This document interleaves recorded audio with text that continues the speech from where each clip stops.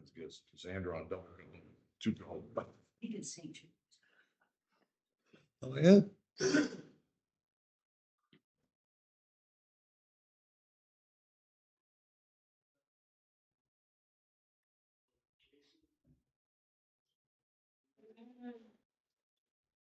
Yeah, Lord. Brother Grayson, please.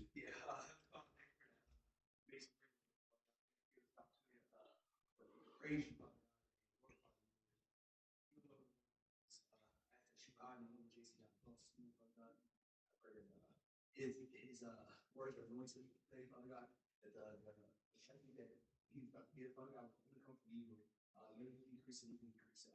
Allow to him work. Receive, receive, Father God, receive God.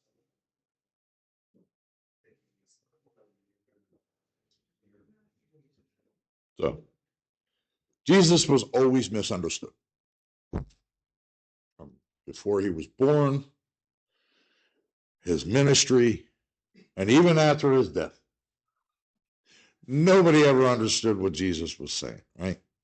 So, me and my finite mind, right? I'm like, okay, I'm going to come up with awesome devos, right? So I prepared for like 2 weeks, right? I knew that the moment would come that I would have to come up here and give a devos, right? So I'm doing all this studying on like the Babylonian exile and all this crazy stuff, right? And I was watching YouTube. I was watching this teaching on YouTube, and it brought me to a prophecy of Jesus that was completely misunderstood, completely misinterpreted, and used against him in the court of law. And I want to first look at the word misunderstand.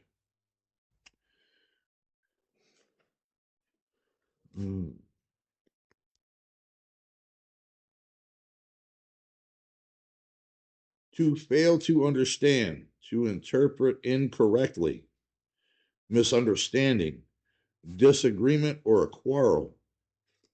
Let's go to the 24th chapter of Matthew.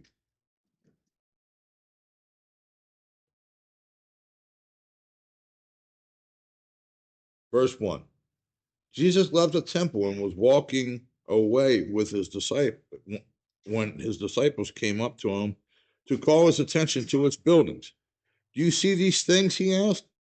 I tell you the truth, not one stone here will be left on another. Every one will be thrown down. I'm just going to stop right there, right? Go a little further in Matthew.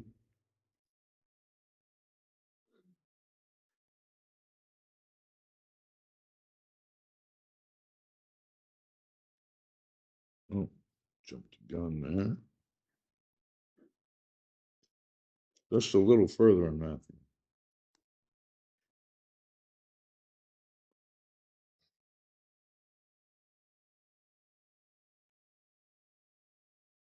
This is chapter 26 of Matthew. Those who had, verse 57, those who had arrested Jesus took him to Caiaphas, the high priest, where the teachers of the law and the elders had assembled. But Peter followed at a distance, right up to the courtyard of the high priest. He entered and sat down with the guards to see the outcome. The chief priest and the whole Sanhedrin were looking for false evidence against Jesus so they could put him to death. But they did not find any, though many false witnesses came forward. Finally, two came forward and declared, "This fellow said, I am able to destroy the temple and rebuild it in 3 days." Then the high priest stood up and said to Jesus, "Are you not going to answer? What is this testimony that these men are bringing against you?" But Jesus remained silent. Go to Psalm 22.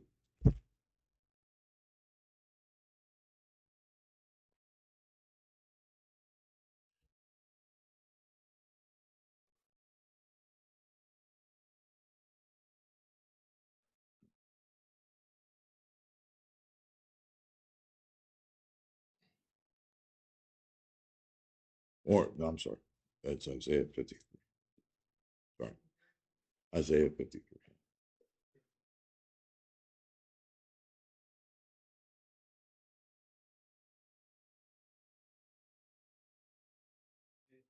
Yeah, Isaiah.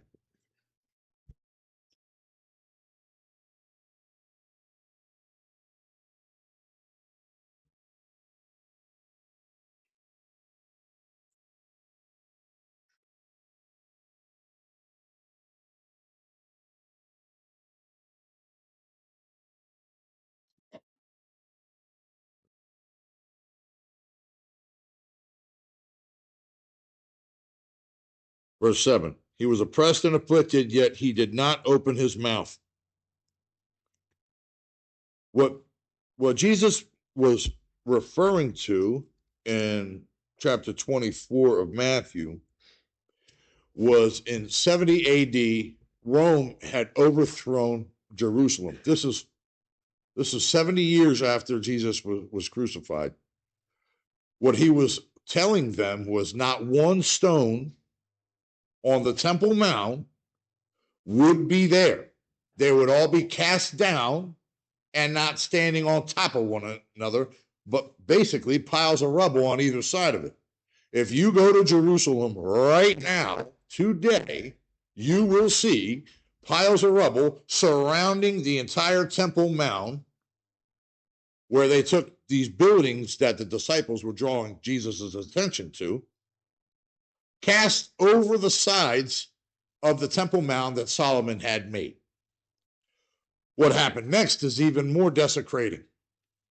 Rome moved in and then placed on top of where Solomon's temple, okay, let's go way back, where Abraham first set his first altar unto the Lord, where David set his altar to the Lord. Then Solomon made the first temple, and then after that was fallen and desecrated, they built the other temple, which was like the Walmart brand of temple. It wasn't like Solomon's temple. This temple was like get her done kind of temple. So what they did was retrofitted that temple for the next awesome temple that was there.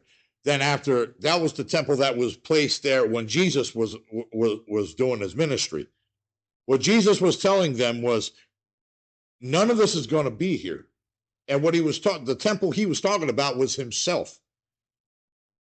The body of Christ, the resurrected body of Christ, completely misunderstood, completely misinterpreted, and then used against him in a court of law, like I just showed you, right? I say all this to tell you, sometimes in this world, things that happen against us or to us is actually for us. It's not against us, right? All the different exiles that took place, all the way when the Exodus happened, when they left Egypt, guess what? Let's go way back. You know why they were in Egypt to begin with? They sold themselves into slavery. And then the Lord delivered them out of Egypt, because eventually the people that were taking care of Joseph's people passed away, and the people that took his reign next, when he croaked, weren't so nice. And they were like, hey, these Hebrews are starting to outnumber us. Let's put them into slavery and put them to work, right? And they did. And it was brutal. And then along come Moses. When Moses come along, he seen the oppression of his people, and God put it on his heart. But Moses, being a human, instead of taking it to the Lord, he seen one of his fellow Hebrews being whooped. Mind you, Moses' story is extraordinary, because Moses, the Pharaoh that was to come, killed all the firstborn males of the Hebrews because they were overpopulating the place. So Moses, means drawn from the water, was set in a basket up the Nile River, and lo and behold, Pharaoh's kid found him, you know, and ended up nursing him, and also found that his mother upstream and brought her into the house to nurse him and bring him up. So she was also a maidservant in the high places in Egypt. So he's basically a royal descent now, right? He's seeing everything that's going on, and in the midst of it, his anger burned, and he killed one of the Egyptian soldiers that was beating on one of his fellow people. Well, that's when he went out into the wilderness, and as he's out in the wilderness, you know, the burning bush that takes place, and the Lord said, "All right, now that you ran from there, I need you to go back." And to add insult to injury, you know what I mean? You got to talk to Pharaoh. You got to go to the dude you're running from and tell him what's going on, right? I tell you all these things is because in what I've found in this, history repeats itself. What I found in my own life, history repeats itself. So lately, I found myself in a weird place again, and it seems like last year at the same time I was in a weird place, like here in this battlefield. Well, listen, the Lord carried me out of my Egypt, and then my mind comes up with all this Egyptian crap. And I'm like, I don't want this here. Lord, please take this. I mean, literally was keeping me up day and night. I wasn't getting no sleep for the past like 2 weeks, hardly getting any sleep. I'd lay there all night and I'd pray, Lord, why are you showing me these things? What are you telling me through this? And he said, sometimes, Jason, you misunderstand what I'm telling you. Sometimes you misinterpret what I'm trying to show you. He said, did I not deliver you from the hand of the fowler? Yeah. He says, then why are you dwelling on wanting to smoke a cigarette? Oh, okay, there's one thing. Okay. Yeah, good point, Lord. You know, what else you got to show me? The Lord loves when you talk to him. He loves when you ask him questions. Lord, show me me. Okay. Well, why'd you give this person a bad attitude? He said, all this stuff ends up building up and only just sits on your shoulders. He was like, I'm trying to clear off your Temple Mount. That way there's nothing between you and I. So, just as the Romans did in 70 AD, you know, because the Jews they made this void between God and them, right? Well, again, God was like, okay, have it your way. It's my way, not your way. So, again, the Jews revolted against the people God had instituted for them to be under. So, God gave them into their hands.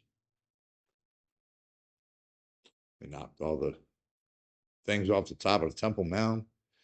The Romans came in and placed statues of Jupiter on the original place of the Solomon's temple, Abraham's altar, David's altar, all three temples.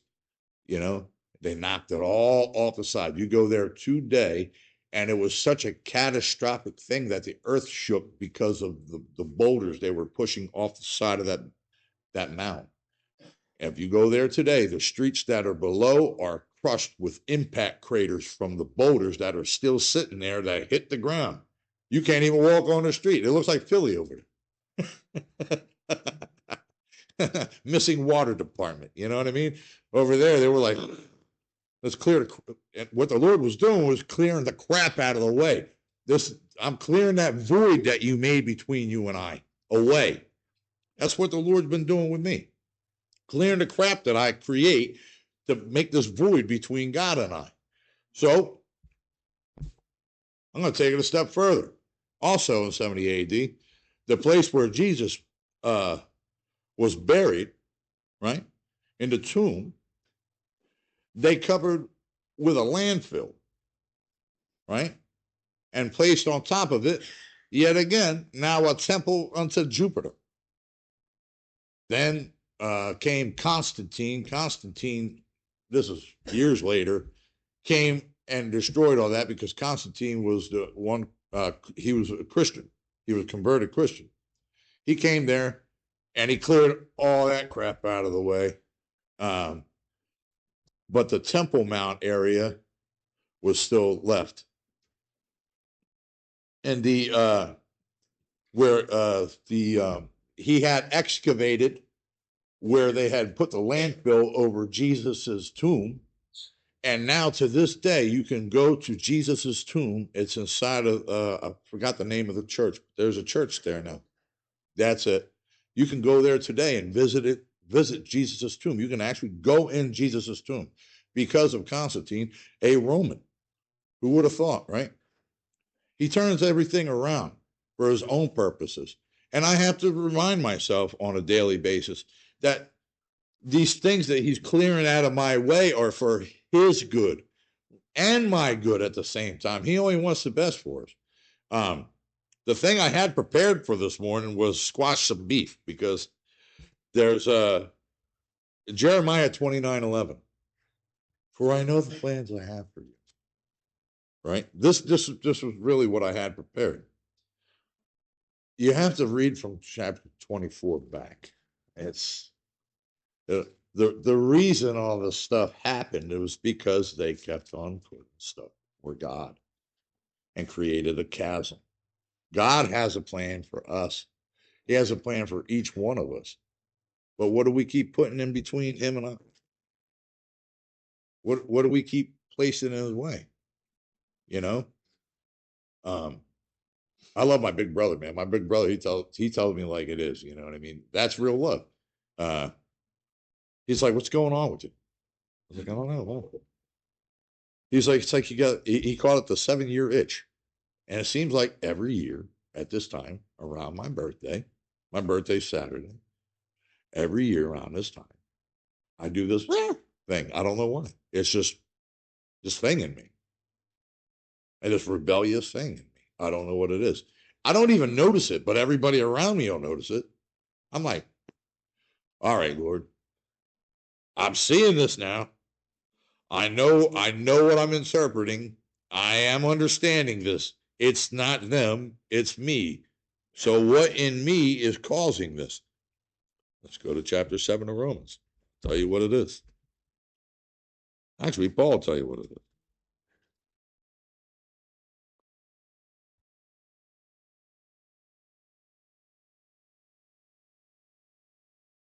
I finally taped back in my it's in here now. All right, let's go to verse 17. As it is no longer I myself who do it, but it is sin living in me.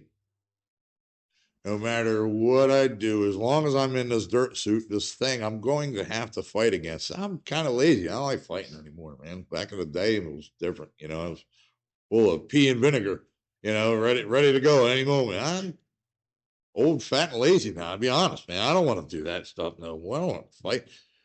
He's telling me here that I'm going to have to stay persistent on this thing because as it is no longer I myself who do it, but it is sin living in me.